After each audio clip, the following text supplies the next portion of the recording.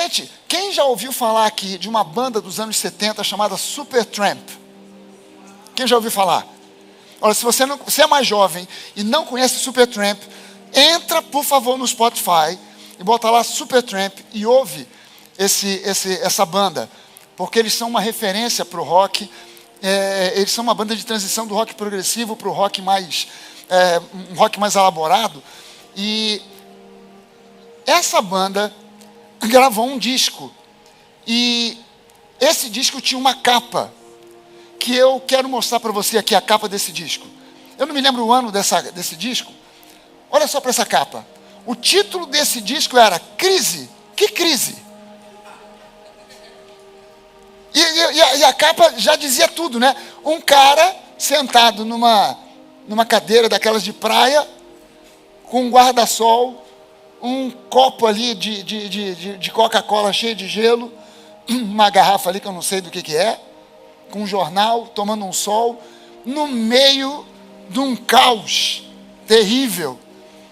E eu olhando para essa imagem aqui, eu um dia lembrei, quando eu preguei sobre o que eu vou pregar para você hoje aqui, lá na Nova, há anos atrás, eu lembrei dessa capa. O Espírito Santo me trouxe à memória a capa desse disco, e eu mostrei para a igreja. E eu digo para você, essa é a atitude interior que deve existir em todo cristão, nascido de novo, que crê para valer que Jesus é o príncipe da paz, e que Ele está no controle da nossa vida, assim como Ele está no controle do universo.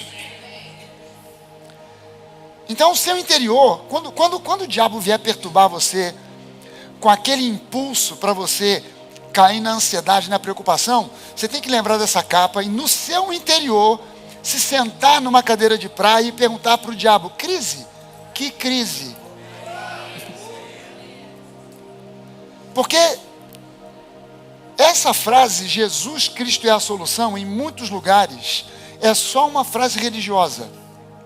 A pessoa coloca, às vezes, na igreja, em algum canto, escrito na plataforma da igreja, Cristo é a solução. Tem às vezes na portaria da igreja, na porta da igreja, Cristo é a solução.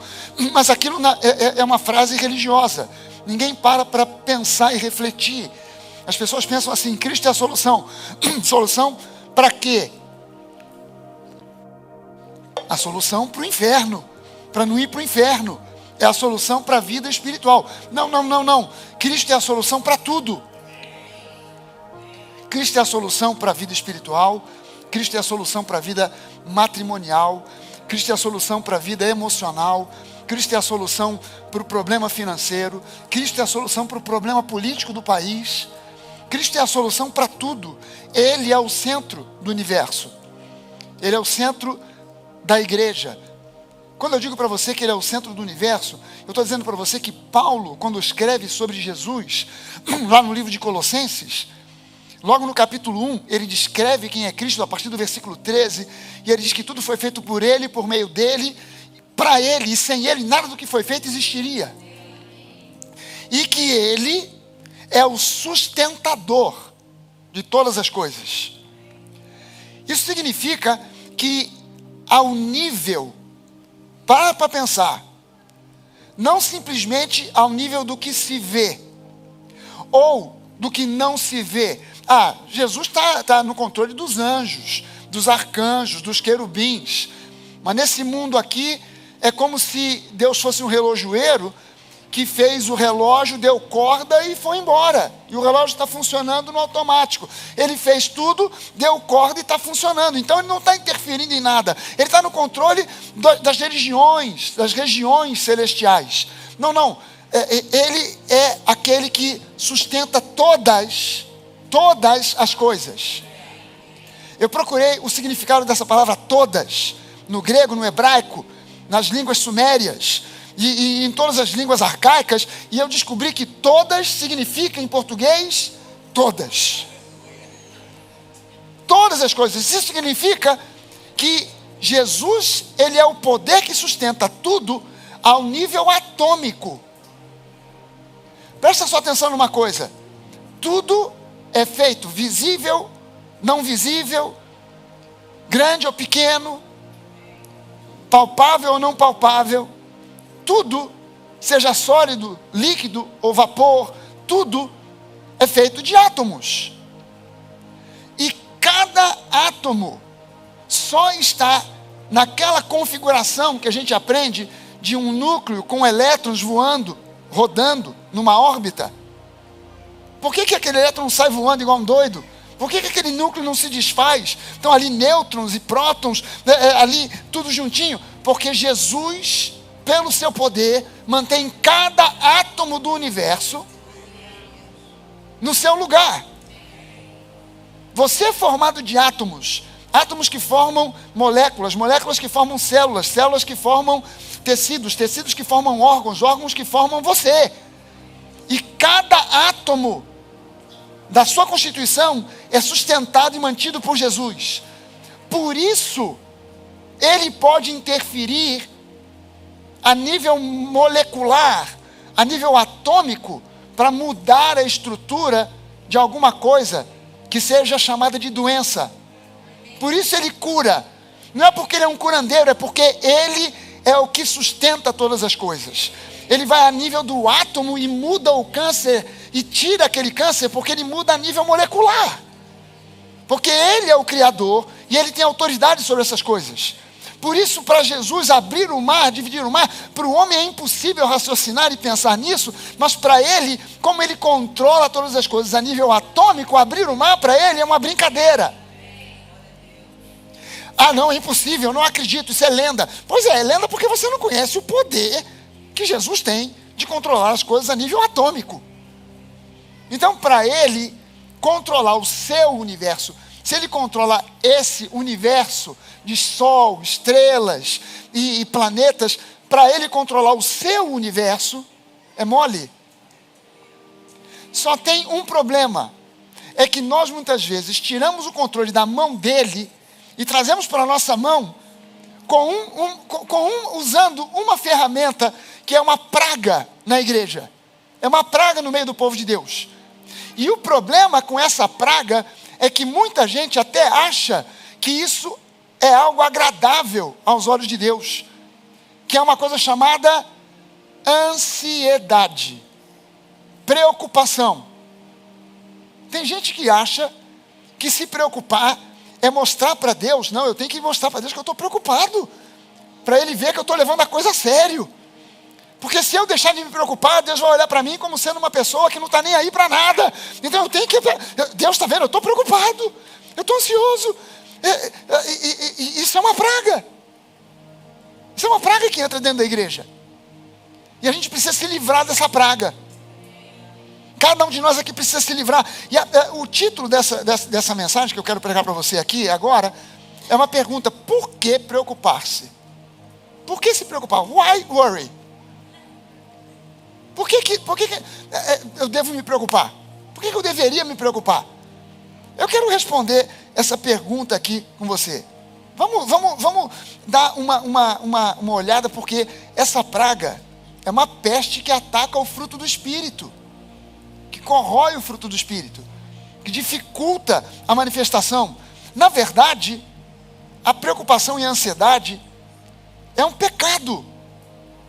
É um pecado que não aparenta ser pecado, mas que acomete pastores, ministros, homens, mulheres e até os jovens. E eu já quero deixar de cara para você um entendimento. O pecado não é você ficar ansioso. O pecado é permanecer na ansiedade. Porque você recebe uma notícia, você vê uma situação, acontece alguma coisa, e o primeiro impacto causa ansiedade e preocupação. Isso é normal. Nós somos gente de carne e osso. Mas o problema é que a gente às vezes cultiva a preocupação. Passa 1, 2, 3, 4 dias, uma semana, um mês, às vezes um ano, e a gente continua preocupado. E a gente precisa se livrar dessa praga. Amém, gente?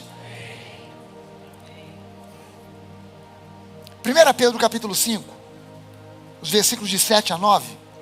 Eu vou ler aqui uma versão que é a Bíblia Viva. Na Bíblia Viva, esse trecho da Bíblia diz assim: se vocês se humilharem debaixo da poderosa mão de Deus. Em sua ocasião oportuna, Ele exaltará vocês. Deixem com Ele todas as suas preocupações e ansiedades, pois Ele está sempre, always, sempre cuidando de vocês. Eu quero ver com você um outro texto aqui de Isaías. Isaías capítulo 53. E eu vou ler para você os versículos 3 e 4. Esse texto é um texto profético falando sobre Jesus, que ainda estava longe de nascer. E ele diz assim: Ele era desprezado e o mais rejeitado entre os homens, homem de dores. Marca essa palavra, dores. Marca essa palavra aqui, guarda ela por alguns instantes. Homem de dores e que sabe o que é padecer. E como um de quem os homens escondem o rosto, ele era desprezado e dele não fizemos caso. Agora o versículo 4 diz assim: certamente, ou seja, com certeza, sem sombra de dúvida, ele tomou sobre si as nossas enfermidades e as nossas dores. Guarda aí essa palavra, é a segunda vez que ela aparece aqui. Ele era homem de dores e ele tomou as nossas dores, levou sobre si. Tomou as nossas enfermidades e as nossas dores ele levou sobre si. E nós o considerávamos como aflito, ferido de Deus e oprimido. Esse texto aqui, quando você lê a continuidade dele, o que ele está dizendo é o seguinte: é um texto profético falando sobre a caminhada de Jesus até a cruz. E o que ele está dizendo é: quem olhava para Jesus, carregando aquela cruz, depois crucificado e pendurado naquele madeiro, quem olhava dizia assim: esse cara está aí não é à toa, ele aprontou alguma. O que ele fez eu não sei, mas com certeza ele não está aí porque simplesmente cismaram com a cara dele. Alguma coisa ele fez. Então, bem feito para ele. Aí o profeta explica: as pessoas olhando pensavam isso. Cara, se ele está ali é porque ele fez alguma coisa, porque cruz é para criminoso. Cruz não é para qualquer um, é para terrorista, cruz é para ladrão, bandido. Então alguma ele fez. Mas o profeta explica: mas na verdade, nós olhávamos para ele pensando, ele é o culpado de alguma coisa, mas ele estava ali carregando as nossas dores. Ele estava ali ocupando o nosso lugar. E naquele lugar, ele tomou sobre si as nossas enfermidades. E sobre si levou as nossas dores. Agora, essa palavra dores, no hebraico, é makob. E makob, olha só o que o dicionário diz sobre makob. Makob é definido como dor física, angústia, que já não é algo físico, dor física, angústia, preocupação e ansiedade. Então, quando diz que ele levou as nossas enfermidades, as pessoas normalmente quando leem que diz que ele sobre si levou as nossas dores, pensam em dores físicas. Não, as enfermidades e também dores, uma enfermidade que provoca dor, alguma coisa na coluna, dói, ele levou as dores. Alguma coisa no joelho, dói, ele levou as dores. Mas essa dor que ele fala aqui não é somente ou simplesmente dor física, mas também dor emocional, preocupação e ansiedade, makob. Certamente, com certeza, sem sombra de dúvida, ele levou sobre si as nossas dores. Ele levou sobre si as nossas preocupações. Além das enfermidades, além das doenças, ele levou sobre si as nossas ansiedades e preocupações. Então, quando você começa a entender isso, você tem que olhar para a cruz e profetizar sobre a sua própria vida, fazer essa confissão de fé. Ele levou sobre si não somente as minhas enfermidades físicas, mas ele levou sobre si as minhas dores, as minhas preocupações, as minhas ansiedades. Ele levou, já não são minhas, porque ele levou. Ele levou. Gente, as religiões, elas sempre se preocuparam em encontrar maneiras de resolver o problema do pecado. Sempre. Então, algumas sacrificavam animais, algumas ainda sacrificam animais, mas isso nunca foi suficiente. Então, se sacrifica um animal uma vez, depois na semana seguinte se sacrifica um outro animal, e de repente você está sacrificando um animal muito pequeno, agora tem que trazer um maior, para ver se você consegue agradar aos deuses, às entidades, porque você percebe, você saca que não é suficiente. Então você tem que repetir, e sacrificar animais. Agora, imagina uma pessoa que perde um filho num acidente, e alguém, o motorista que provocou o acidente, se oferece para te compensar pela perda do filho, te dando uma ovelha. Que valor isso tem? Então o sacrifício é sempre insuficiente. É sempre insuficiente. E as pessoas então evoluem, e outras preconizavam sacrifícios humanos. Mas isso nunca foi suficiente também. Porque você não pode trocar um pecador por outro pecador. Você imagina só, um assaltante perigosíssimo é preso. Aí o parceiro dele fica com pena, vai na delegacia, se apresenta para o delegado, para o xerife, e diz: olha, solta o meu parceiro, porque ele tem família, eu sou solteiro, ele tem filhos, então deixa ele voltar para a rua e eu fico no lugar dele. O xerife vai dizer: não, agora fica você também. Vão os dois presos, porque também você não pode substituir um cheque sem fundos por outro cheque sem fundos. Você não pode substituir um pecador com outro pecador. Então nunca é suficiente. Então Jesus teve que nascer de uma virgem, sem pecado, para nos substituir.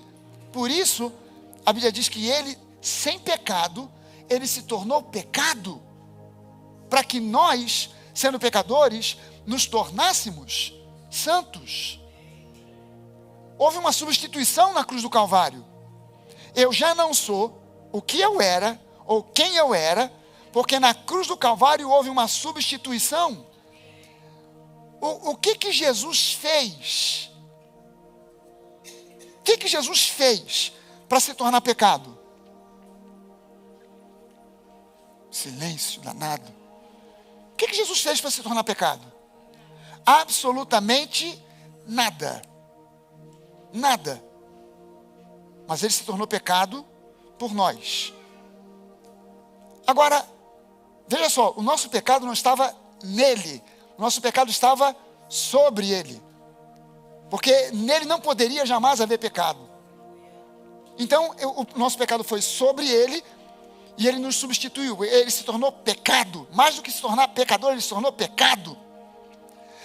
E o que você e eu fizemos para nos tornar santos?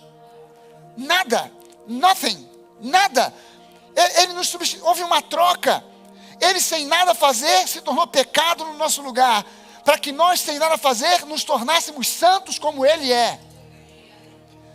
Então, quando você olha para a obra da cruz, você entende que ela foi suficiente, porque Jesus foi o sacrifício perfeito, que levou sobre si as nossas aflições, as nossas ansiedades, as nossas preocupações. Ele não só levou o nosso pecado, ele não só levou as nossas doenças, as nossas enfermidades, ele levou também as nossas preocupações e ansiedades, para que você e eu possamos agora ser santos, inculpáveis, irrepreensíveis. É o que o apóstolo Paulo fala sobre nós e Jesus. Ele diz que ele se sacrificou, se tornou um sacrifício para nos apresentar perante o Pai santos, inculpáveis e irrepreensíveis. É um absurdo um pastor que sobe numa plataforma e diz: nós somos um bando de pobres, miseráveis, pecadores, salvos pela graça. Não, isso é esquizofrenia espiritual total, porque Jesus, ele foi à cruz para nos apresentar diante do Pai, não pecadores, mas santos, inculpáveis e irrepreensíveis. Houve uma substituição que nos fez agora novas criaturas. E não só ele levou as enfermidades, o pecado, as maldições, mas ele levou também a nossa ansiedade, toda a nossa preocupação. Jesus levou isso. Eu quero lembrar para você que a obra de Jesus nos momentos finais, não foi somente a cruz. O processo da nossa salvação, da nossa santificação, começou no jardim do Getsemane. Jesus vai ao jardim do Getsemane, e a Bíblia diz que ali, ele entrou num estado tão terrível de ansiedade e preocupação, que ele sofreu um transtorno que é possível acontecer, é um fenômeno patológico, possível de acontecer com qualquer ser humano, que entre num nível elevadíssimo de estresse, que é suar, um suor misturado com sangue. Os folículos que existem em cada poro, eles, mediante um estresse muito grande, por causa da alta dose de adrenalina que é liberada, eles podem estourar e liberar junto com o suor, sangue.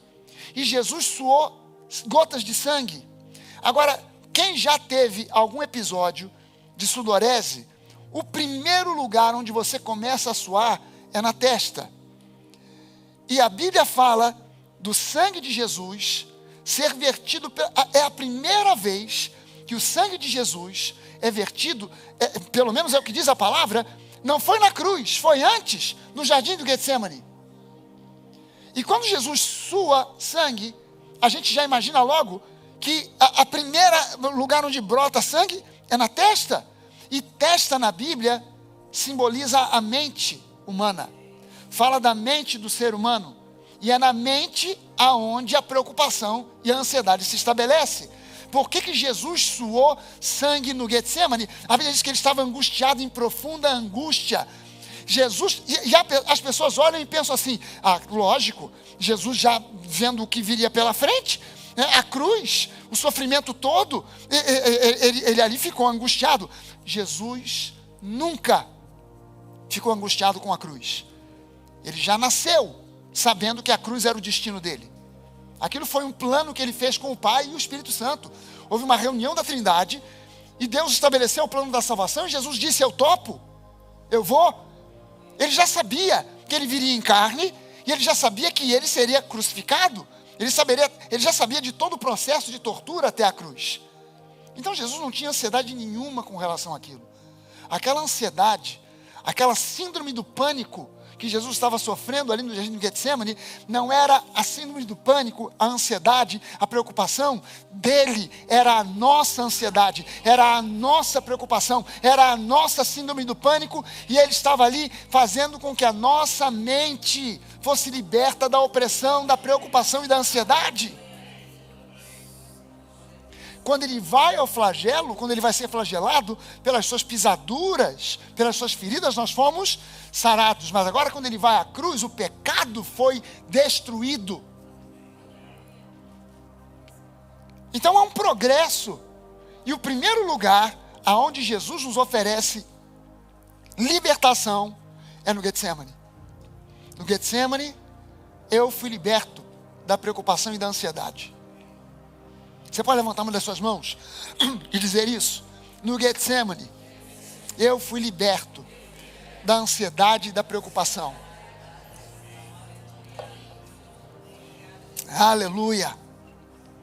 Quando você fica curtindo preocupação e ansiedade, eu sei que muitas vezes isso é algo, obviamente, que é involuntário, não é algo que você planeja. Ninguém quer passar dias e dias e dias ansioso e preocupado, dormindo pouco ou nem dormindo, não comendo ou comendo demais. Ninguém quer isso. Mas a gente entra nessa pilha. E quando Jesus te vê preocupado e ansioso, ele faz uma pergunta, mas peraí, afinal de contas, por que eu morri por ele? Por que eu morri por ela? É como se ele estivesse perguntando, será que você está entendendo? Será que você já teve um entendimento e uma revelação da obra que foi feita a seu favor? Essa é uma pergunta que a gente tem que responder. Porque na maioria das igrejas as pessoas não têm ideia da plenitude completa da obra de Jesus a nosso favor. Teve um pastor, eu creio que não é nem brasileiro, que ele escreveu um livro falando sobre a teologia do cachorro e a teologia do gato. Eu falei, teologia do cachorro e do gato, que diacho é isso? E aí, resumidamente, o que o cara diz no livro é o seguinte: o cachorro, quando ele olha para você, ele pensa assim, cara, essa pessoa, ele cuida de mim, ele me alimenta, ele me leva para passear, ele me protege, então ele deve ser Deus. O gato, quando olha para você, ele diz, essa pessoa cuida de mim, me leva para passear, me alimenta, me dá água, eu devo ser Deus.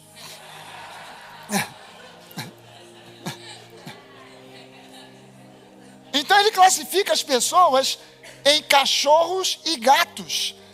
E que nós, na verdade, deveríamos ser como cachorros, que sempre olham e Deus e tal, porque tudo é para Ele, tudo é Ele, tudo é Ele, tudo é Ele, é o centro e tal. E se esquece que eu teria que, para simplesmente ignorar o gato, eu teria que riscar da Bíblia versículos como: o Senhor é o meu pastor e nada me faltará.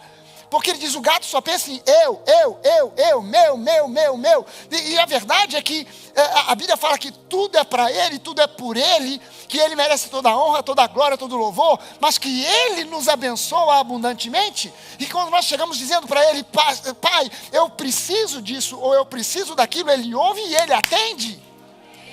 Então eu não preciso ser nem cachorro nem gato, eu preciso encontrar um meio de ser um gato-cachorro, um cachorro-gato. Alguma coisa no meio do caminho. Porque, é claro, eu quero dar a Ele toda a adoração, mas eu sei que Ele é o meu Pai e Ele cuida de mim. E quando eu tenho uma necessidade, eu falo com Ele, Ele me atende.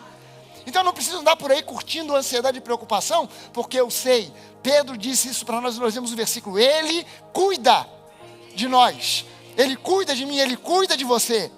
Amém? Filipenses 4, os versículos 6 e 7 diz assim, e a paz de Deus, que excede a todo entendimento, guardará o coração e a mente de vocês.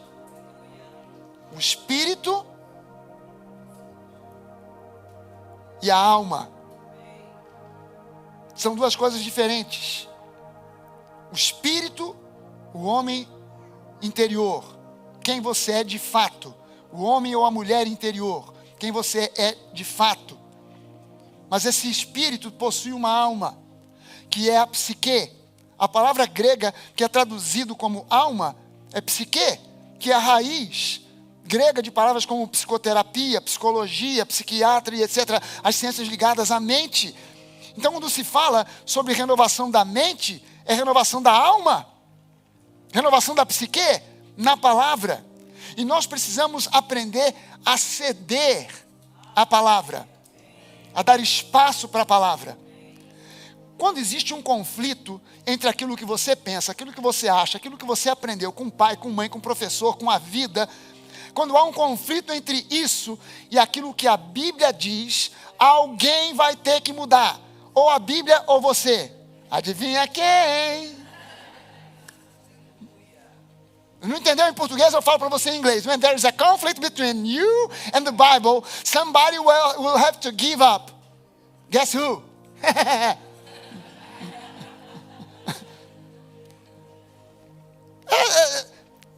Olha só o que diz aqui Filipenses 4, 6 e 7. Não fiquem preocupados com coisa alguma, mas em tudo sejam conhecidos diante de Deus os pedidos de vocês, pela oração e pela súplica, com ações de graças. Sabe o que Paulo está dizendo aqui? Paulo está dizendo o seguinte, cara, você tem motivo de ficar ansioso? Eu também tenho, todo mundo tem. Nós somos de carne e osso. O que você faz para se livrar da preocupação? Apresenta a tua preocupação ao Pai, em oração, em súplica. Porque orar é uma coisa, suplicar já é outra, é um pedido enfático. Cara, eu vou pedir para o meu pai interceder, interferir nessa situação e resolver e trazer a solução do problema. Mas não só vou ficar pedindo, eu já vou dar ações de graças, como se aquilo que eu tivesse pedindo já fosse uma realidade, já tivesse sido realizado. Gente, dá graças por aquilo que você ainda nem viu. Paulo e Silas na prisão em Atos 16, a Bíblia diz que eles estavam presos injustamente, açoitados, mas eles cantavam. Os caras estavam cantando louvor a Deus à meia-noite, com os pés presos num tronco, não podia nem encostar para descansar, porque as costas estavam todas lanhadas das chibatadas que eles levaram. Às vezes à meia-noite cantavam, louvavam a Deus. Davam ações de graças a Deus. Não pela surra que levaram, mas pelo livramento que eles criam que ia acontecer. E de repente Deus vem e saculeja aquela prisão e todo mundo fica livre. E ainda por cima o carcereiro se converte. Porque Deus sempre vem com bônus, né? Não foi só a libertação. Teve também uma conversão. E o carcereiro e a família do carcereiro. Não foi nem só um, foi todo mundo. Pedro, numa das vezes que foi preso, por causa da pregação do evangelho, está lá em Atos 12, na noite anterior, ele estava esperando no dia seguinte ser executado. Na noite anterior, Pedro estava dormindo. Quem é que dorme na véspera da sua execução, gente? O cara estava dormindo. Por quê? Porque a paz do nosso Deus ultrapassa todo entendimento. Paulo estava indo para Roma, num navio, o navio naufragou, o navio afundou. O tempo estava fechado, uma tempestade danada, o barco perdeu o rumo, o navio estava quebrando, ninguém conseguia nem comer, 14 dias passando nesse tormento. Aí Paulo, no 14º dia ou no 15º, Paulo se coloca no convés do navio, chega da frente, se coloca na proa, sobe lá num pedaço de caixote, alguma coisa, e anuncia para a galera toda do navio: gente, podem ficar tranquilos, porque o anjo que representa o Deus a quem eu sirvo esteve comigo essa noite e trouxe uma mensagem maravilhosa. Fala, Paulo, o que é? O navio vai afundar. Mas não se preocupem, porque nenhuma vida se perderá. Olha só o que Paulo está dizendo no meio da tempestade. Vamos comer. Paulo, eu estou com o estômago revirado aqui, que eu não estou aguentando nem ouvir falar de comida. Vamos comer, porque a gente precisa de energia, porque o navio vai afundar, nós vamos ter que nadar, mas ninguém vai morrer. Então, às vezes, o navio afunda. Às vezes, o navio afunda. E sabe por que afunda? Porque tem que afundar. Há certas coisas na nossa vida que tem que afundar, tem que ir para o fundo do mar, do esquecimento. Há certas coisas na nossa vida que tem que passar, que a gente não pode ficar agarrado, querendo segurar, senão a gente afunda junto. A gente precisa saber que Deus tem muitas vezes coisas novas, a gente está querendo ficar agarrado a coisa velha, Deus está querendo te promover, e você está agarrado àquele empreguinho, onde você está ganhando pouco, onde você está sendo humilhado, onde você está ali, porque afinal de contas eu aguento tudo aqui. O patrão me humilha, ele bate na minha cara, ele me chicoteia, mas eu aguento tudo porque eu tenho que levar o pão para as crianças, o leite das crianças. Meu irmão, Deus não quer que você fique dando leite para as crianças, Ele quer que você leve Coca-Cola, suco de uva, suco de laranja, Ele quer que você coma do bom e do melhor, Ele quer te promover e você está agarrado àquela coisinha. Deus às vezes quer te tirar da condição de empregado para se tornar patrão e você está agarrado ali naquele empreguinho. O brasileiro tem essa mentalidade de carteira assinada. Ele tem que ter a carteira assinada. Tem que ter a carteira assinada. Pega essa carteira, taca na fogueira. Acaba com essa mentalidade. Vai empreender. Vai usar o dom e o talento que Deus te deu. E Deus vai te dar prosperidade. Você vai crescer. Deus vai te abençoar. Pastor, mas eu não sei fazer nada, sabe? Não existe ninguém sem talento nessa vida. Todo mundo sabe fazer alguma coisa.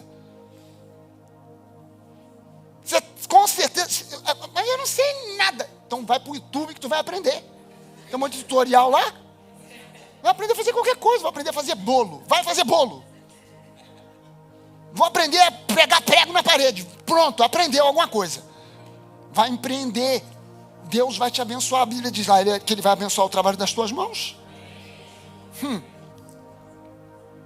Você pode estar perguntando assim: quer dizer que o pastor aí está dizendo que quando o problema chega a gente tem que ficar calmo? Olha só. Se você fica calmo e tranquilo quando tudo está bem, o incrédulo também fica. Você não está mostrando vantagem nenhuma para ninguém. Quando o casamento é uma maravilha, a mulher tem um marido que é uma bênção, a mulher do mundo até fala: não, nem preciso de Jesus, porque meu marido é uma bênção. Não estou precisando de nada, está tudo bem. Mas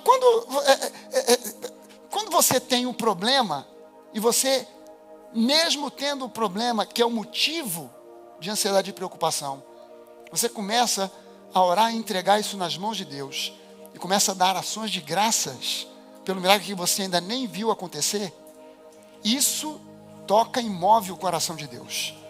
Por quê? Porque louvar a Deus antecipadamente por alguma coisa que ainda nem se resolveu se chama fé. E sem fé é impossível agradar a Deus. Mas com fé, é óbvio, a gente agrada a Deus. A fé agrada, é o que agrada a Deus. Sabe, a preocupação rouba as energias, rouba o descanso. E é uma forma de autopunição. É uma forma de autopunição. É como ir à garagem, ligar o carro, pisar no acelerador por horas. Você queima a gasolina, quebra o motor do carro e não sai do lugar. Faz uma fumaceira danada e não sai do lugar, não vai a lugar algum. Mateus capítulo 6, passagem super conhecida, de 25 a 34, diz lá, Jesus diz assim: por isso digo a vocês, não se preocupem com a sua vida, quanto ao que irão comer ou beber, nem com o corpo, quanto ao que irão vestir. Não é a vida mais do que o alimento? E não é o corpo mais do que as roupas? Observem as aves dos céus. Não semeiam, não colhem, nem ajuntam em celeiros. No entanto, o Pai de vocês, não simplesmente o Deus de vocês, mas o Pai de vocês, não aquele Deus distante, mas o Pai de vocês, que está no céu, as sustenta. Será que vocês não valem muito mais do que as aves? Quem de vocês, por mais que se preocupe, pode acrescentar um côvado, um palmo, ao curso da sua vida? E por que se preocupam com o que vão vestir? Observem como crescem os lírios do campo. Eles não trabalham, não fiam. Eu, porém, afirmo a vocês que nem Salomão, em toda a sua glória, se vestiu como qualquer deles. Ora, se Deus veste assim a erva do campo que hoje existe e amanhã lançada no forno, não fará muito mais por vocês, homens de pequena fé. Portanto, não se preocupem dizendo que comeremos, que beberemos ou com o que nos vestiremos, porque os gentios, e esse termo gentios aqui, ele tem um significado muito específico, aqueles que não têm aliança com o Deus Pai, o Deus Criador, o Deus do universo, o Deus verdadeiro. Não é o nosso caso. Todos nós aqui temos uma aliança com Deus. Os gentios, aqueles que não têm essa aliança, é que procuram todas estas coisas. O Pai de vocês, que está no céu, sabe que vocês precisam de todas elas. Mas então busquem, em primeiro lugar, o reino de Deus, a sua justiça, e todas essas coisas lhes serão acrescentadas. Portanto, não se preocupem com o dia de amanhã, pois o amanhã trará os seus cuidados. Basta o dia de hoje o seu próprio mal. Gente, se Deus sustenta os pássaros, que não têm inteligência para plantar, para colher, quanto mais você, a quem Ele dotou de capacidades para fazer tantas coisas. Sabe, não é que os pássaros não tenham o que fazer nada, eles têm que sair para procurar comida. Mas pelo menos eles fazem isso cantando. Você está entendendo? Quando você vê essa história aqui de Lucas 10, de 38 a 42, diz aqui assim: quando eles seguiam viagem, Jesus entrou numa aldeia e certa mulher chamada Marta hospedou-os na sua casa. Marta tinha uma irmã chamada Maria que, assentada aos pés do Senhor, ouvia o seu ensino. Marta agitava-se de um lado para o outro, ocupada em muitos serviços. Então se aproximou de Jesus e disse: o Senhor não se importa com o fato de minha irmã ter deixado que eu ficasse sozinha para servir. Diga-lhe que venha me ajudar. Mas o Senhor respondeu: Marta, Marta, você anda inquieta e se preocupa com muitas coisas, mas apenas uma é necessária. E Maria escolheu a boa parte, e esta não lhe será tirada. Gente, Marta foi quem convidou Jesus. Foi Marta que convidou Jesus. Então, de uma certa forma, ela é responsável pela recepção de Jesus. Mas ela fica tão ansiosa, que a recepção foi por água abaixo. Ela azedou a história toda. Aquilo que deveria ser uma coisa maravilhosa. Por quê? Porque ela se sentiu sobrecarregada, responsável por tudo, e acabou repreendendo Jesus. Agora, tu imagina, repreendeu Jesus. Ela podia ter dado uma bronca na irmã, né? Ela podia ter passado e falado: ô Maria, toma jeito, vem cá, me ajuda. Não, Jesus, você que é o culpado, se você está aí com essa menina aí, não fala nada, manda ela vir me ajudar. Jesus, eu uso demais a imaginação quando eu leio. Às vezes as pessoas citam essa coisa aqui e falam, tentam fazer a entonação de Jesus. Marta, Marta. Eu vejo Jesus falando assim: Marta, Marta, olha com quem tu está falando. Olha bem o tom que você está falando. O cara deu uma bronca em Jesus. Então ela azedou com a festa toda, porque ela se sentiu sobrecarregada, responsável. Ela ficou, na verdade, com pena de si mesma. Ela ficou cheia de pena de si mesma e tentou manipular Jesus. Você sabe que tem muita gente, muito crente por aí que faz isso, né? Tenta manipular Jesus. A pessoa, ela fala com Jesus de um jeito que ela não falaria com mais ninguém. Senhor! Se ela fosse pedir um aumento para o chefe, ela não ia chegar dizendo, patrão, eu preciso desse aumento. Não, mas com Jesus ela fala assim, Senhor, tu sabes que o desespero bate a porta. Meu pai, eis que arranco os cabelos. Meu Deus. Oh, Senhor. E a pessoa, estou jejuando há 3 meses. E ela, porque ela está com pena de si mesma e tenta manipular Jesus. Imagine se Marta tivesse uma outra atitude. Quem sabe ela receberia uma bênção ao invés de uma repreensão, ao invés de uma bronca. Lembre-se do seguinte, o resultado, a ansiedade é o resultado de uma prevalência da nossa carne. Mas se a gente der espaço para o Espírito, com certeza a gente vai vencer a ansiedade. E a gente precisa se lembrar, a nossa fonte de paz não é o dinheiro no banco, não são os dólares a mais que a gente ganha, não é o carro novo que a gente compra. A fonte de paz da nossa vida não é o emprego novo que a gente conquista. A fonte de paz da nossa vida se chama Jesus Cristo. Ele é o príncipe da paz. O termo príncipe significa o principal ou o primeiro. Ele é a primeira fonte. Qualquer outra fonte, eu vou ter paz quando eu tiver dinheiro. Não, essa é uma fonte secundária. Porque com dinheiro ou sem dinheiro, se você tem Jesus, você tem a fonte da paz. Porque você sabe, pode ser que hoje eu esteja sem dinheiro, mas o meu pai é o meu pastor. Ele cuida de mim, ele não vai permitir que nada me falte. E talvez hoje eu esteja sem nada, mas eu posso olhar para frente e ter certeza, ele me suprirá de tudo o que eu necessito. E ele nunca te dará somente o necessário, exclusivamente o necessário, absolutamente o necessário. Ele sempre vai além. Sempre ele vai além. Ele nunca vai só naquela medida. Vou te dar, mas é só a medida, certinho. Que é para você não ficar cheio de si. Não, ele vai além. Você quer saber da abundância de Jesus? Como ele é abundante? Ele pega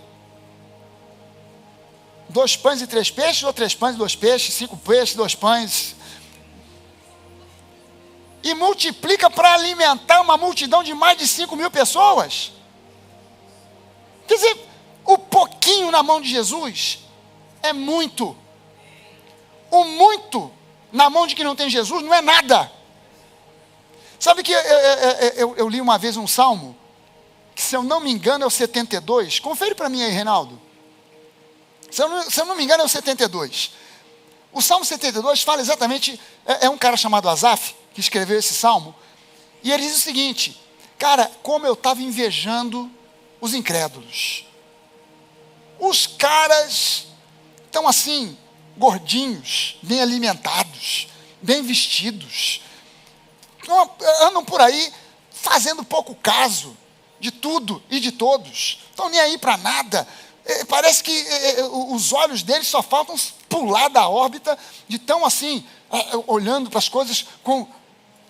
Aí ele diz, e eu estava invejando os caras, porque eu, ralando feito um doido, não estava chegando para lugar nenhum. É o 72 mesmo? 3, o 73? Eu estou falando com as minhas palavras o que está escrito no Salmo. Aí ele diz assim, até o momento, eu tive essa visão, esse entendimento, essa inveja dos incrédulos prosperando, e eu, sendo fiel a Deus, não tendo a prosperidade que eu imaginava, que deveria ter, eu estava invejando os caras até o momento em que eu entrei no santuário e vi o Senhor.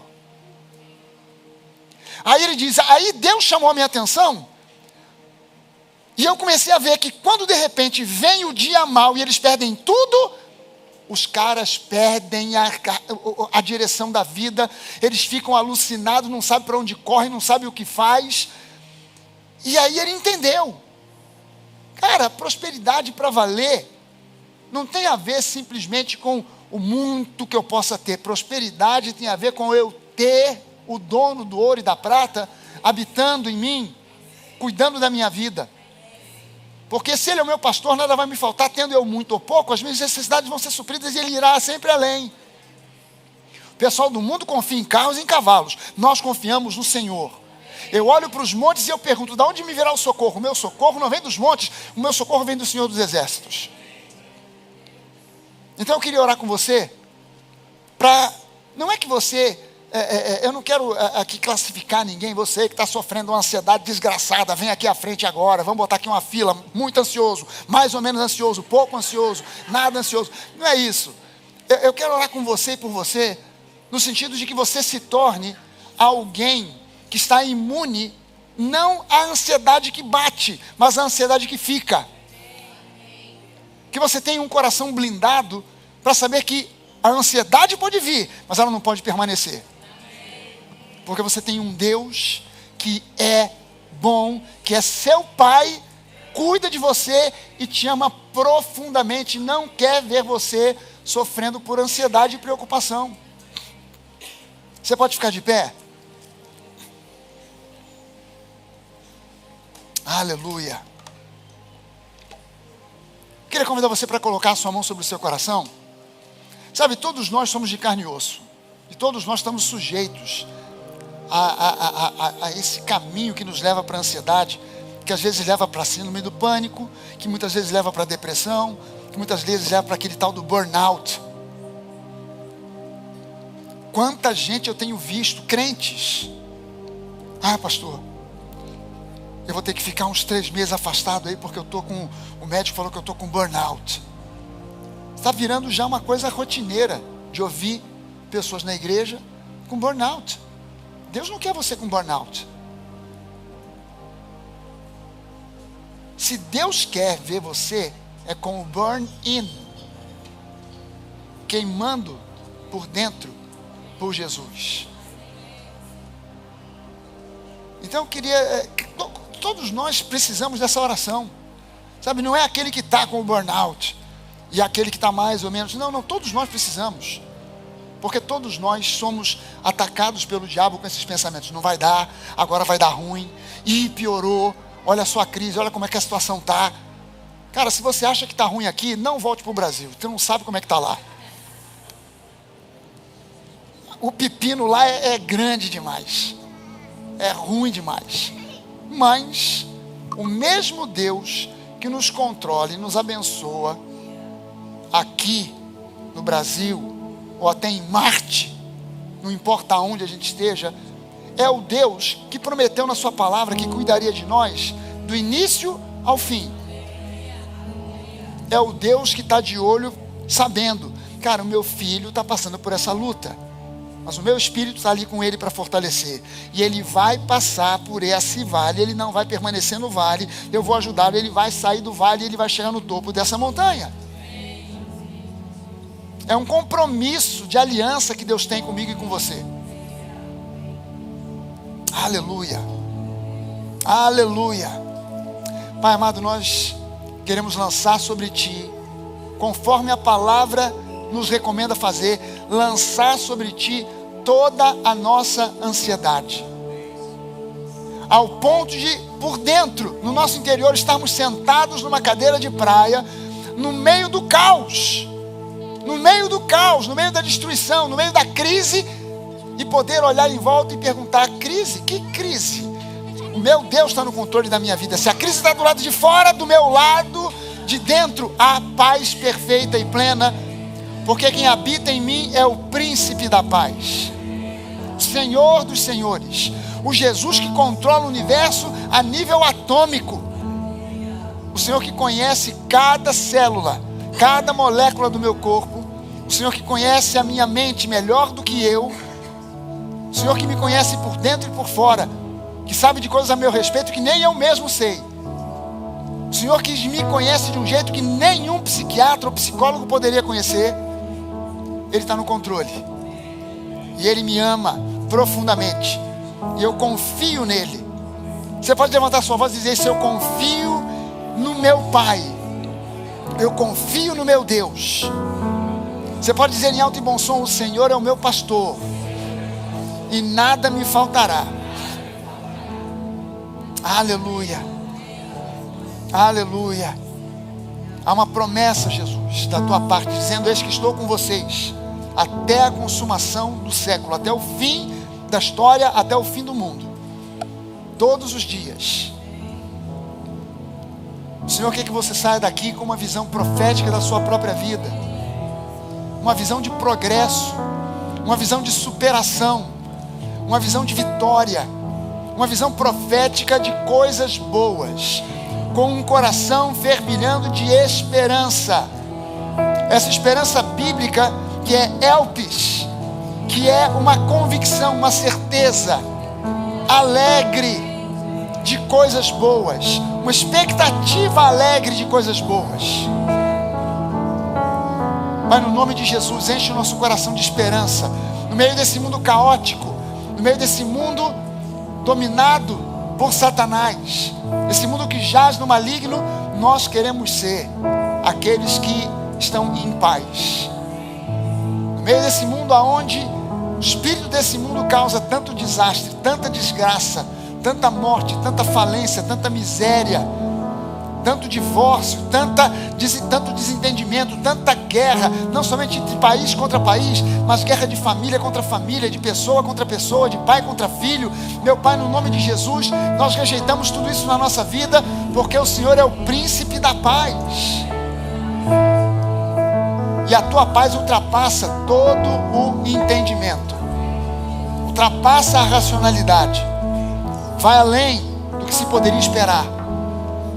E nós, ó Deus, queremos depositar essa noite aos pés da cruz de Cristo toda a nossa ansiedade, toda a nossa preocupação, porque nós sabemos e cremos: o Senhor tem a resposta, o Senhor tem a resposta que nós precisamos, o Senhor tem a solução que nós precisamos, o Senhor tem o caminho que nós precisamos trilhar.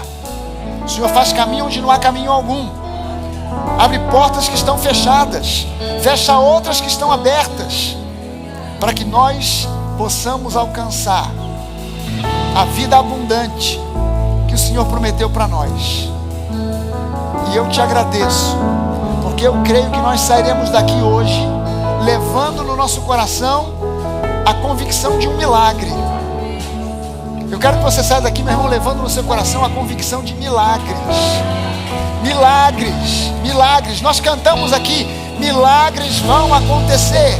Eu creio, milagres vão acontecer.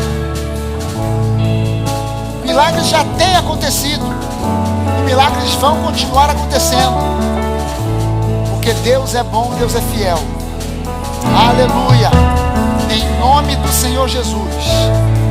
E todo o povo que crê diga amém. Você pode dar uma salva de palmas ao Senhor Jesus, porque Ele é bom demais.